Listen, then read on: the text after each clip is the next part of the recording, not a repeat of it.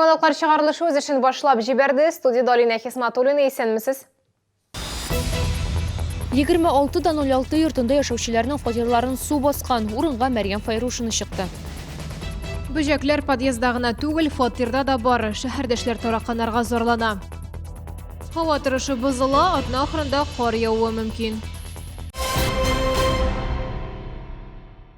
Бүтән җирдә су ТВ телекомпаниясына 26:06 йортында торучылар мөрәҗәгать итте. Дәвамлы яңгыр нәтиҗәсендә подъездны һәм шәһәрдәшләрнең фатирларын су баскан. Йортка хезмәт күрсәтүче оешма белгечләре вакытында килмәде диялар. Бу хакта Мәрьям Файрушина сюжеты. 26:06 йортында әлеге хәл көндезге 12 яртыда башланган. Биредә яшәүчеләр шул ук вакытта хезмәт күрсәтүче оешмага мөрәҗәгать иткәннәр. Тик белгечләр вакытында килмәде диялар. Җыябыз су. Кругом на ага, на күршеләрнең аска вообще анда, наверное, затопило. Алар иде юктыр, наверное, чыкмадылар. Су ага башлады менә моннан. Яңгыр сулары җыелып торган, видимо, алар кая китер. Шуннан гына ага микән инде, берәйне засор булды микән. Ну бу юлы менә шушы шофлардан прорвало да инде и бөтенләй яңгыр су акты бүген бит инде. Иске дом бит инде, иске. Ремонт юк. Отчет может бардыр ремонт ясаган дип, но ремонт бит юк. 26-нчы торак ремонт эксплуатация участогында аңлатуларынча су басу сәбәбе яңгыр сулары коесының тыгылган булуы. Почистили, воду убираем. Акты на жильцов со жильцами составили. Заявка поступила 11:30. В течение 5 минут сантехник был уже на месте. В подвале и чистил ливневку. Лучник чистил с крыши. Капиталь ремонтка килгәндә ул дагы 2 елда 26:06 йортын төзекләндерү буенча эшләр каралмаган. Мәрьям Файрушина, Ленар Солтанов, Яңалыклар. Газ бистәсенең 9/3А йорты подъездын шулай ук су басканы, су 9-нчы каттан 1-нче катка кадәр агып төшкәне. Шәһәрдәшләр сүзләренчә, идарә итү компаниясе йортта яшәүчеләрнең заявкаларына җавап бирми. Түбәне төзекләндерү белән шөгыльләнүче подрядчылар да урында юк. Шәһәрдәшләр бу проблема белән тагын кая мөрәҗәгать итәргә икәнен белми. Лилия Гатина дәвам итә. Называется капитальный ремонт крыши делают. Ну как так можно? Что за делают они? Пусть теперь нам вот весь подъезд отремонтируют. Стеналардан су ага идәндә күлләр барлыкка килгән. Шәһәрдәшләр 9-нчы каттан 1-нче катка кадәр чиләкләр куеп чыкканнар. Тик бу гына проблеманы хәл итә алмый. Йорт түбәсен капиталь төзекләндерү август аенда ук башланган. Бу вакыт эчендә түбә материалының нибары 1-нче катын гына җәйгәннәр. А начался уже, как только стали крышу делать, так это все безобразие творится и творится. И жалуемся, пока уже не затопило вообще весь подъезд. Еще по квартирам сейчас эта вода, и такое бедствие, у всех хорошие ремонты, много затратили денег. И вот сейчас, считайте, вот все это прольет, еще может быть целое бедствие, свет отключится, и далее что?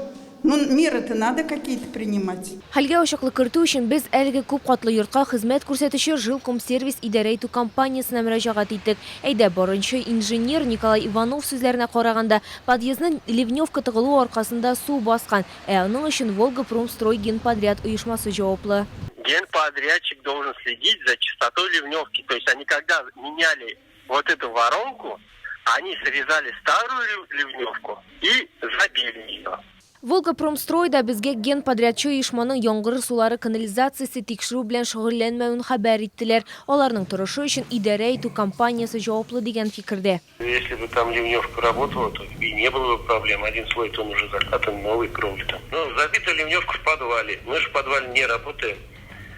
Поэтому тут ливневку прочистили, управляющая компания прочистила, и все, значит, стало работать. Но как таковой нашей вины здесь нет. Мы за ливневки не отвечаем. Мы работаем на кровле, ни в подвале, ни ливневки не ремонтируем. ГЭС бистәсенең 9/3А йортында булган хәл турында торак коммуналь хезмәтләрнең сыйфатын контрольдә тоту идарәсендә беләләр. Бирдә тикшерү үткәреләчәк һәм гаеплеләр ачыкланачак дип хәбәр иттеләр безгә. Если же, не дай бог, будет установлено, что затопила квартира и тому вина кровля, генподрядчикам будет возмещен полностью ущерб пострадавшим жильцам в полном объеме, и квартиры будут приведены в соответствие, насчет которой были до затопления. Түбәне капиталь ремонтлауга килгәндә эшләр 30 сентябрьгә кадәр тамамланырга тиеш. Лилия Гатина, Сергей Вильданов, Яңалыклар.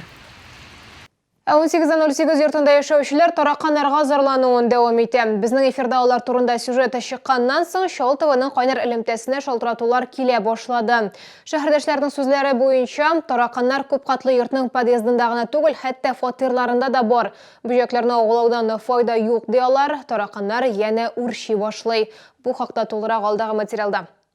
Римма Аксенова 18:08 йортының 5-нче катында яши. Тараканнар подъездларда һәм йорт янында гына түгел, фатирларда да күренә ди ханым. Бүҗәкләр узган ел ук барлыкка килгән. Яз көне кыргаяк җәен тараканнар һөҗүм итә. Были такие случаи, когда данные тараканы, они прям по тебе ползали. Размеры от 3 и до 5 сантиметров. Линейкой замеряли 5 сантиметров, очень большие. Әлеге йортта яшәүчеләр бүҗәкләрне еш кына бәдрәфтә күрәбез, мөгаен шахтадан керәләр дигән фикердә. Шәһәрдәшләр идарә итүче компанияга берничә тапкыр мөрәҗәгать иткән. Белгечләр бирегә килеп тараканнарга каршы чаралар уздырган, тик бу ярдәм итмәгән. В ЖЭКе мы обработаем подвал, хорошо обработаем. На этом все. Я их видела лично, приходили вот здесь, отравили. Так, когда это? В августе, в середине числа 20-х. Идарә итүче компаниясе хезмәткәрләре сүзләренә караганда, фатирлардагы бүҗәкләр белән йортта яшәүчеләр үзләре көрәшергә тиеш. Тараканнар бер фатирдан икенчесенә күчмәсен өчен күршеләр белән берлектә хәл итәргә кирәк. Жилкомсервис идарә итүче компаниясендә бүҗәкләрне башта фатирларда агуларга киңәш итәләр. Соңыннан идарә итүче оешмасы хезмәткәрләре йорт яны территориясенә килеп тараканнарга каршы махсус чаралар уздырачак. Мәрьям Файрушина, Валерия Новожилова, Сергей Вильданов, Яңалыклар. Әгәр сезне берәр нинди проблема борчыса, шатлыклы хәбәр җиткерәсегез килсә, безнең редакциянең кайнар элемтә телефонына шалтыратыгыз 51 31 31 номеры тәүлек буена эшли. Кыска гудоктан хәбәрегезне калдырыгыз, безнең хәбәрчеләребез сезнең белән элемтәгә кереп проблемагызны хәл итәргә булышыр. Шалтыраткач исемегезне һәм телефон номерыгызны калдырган унытмагыз.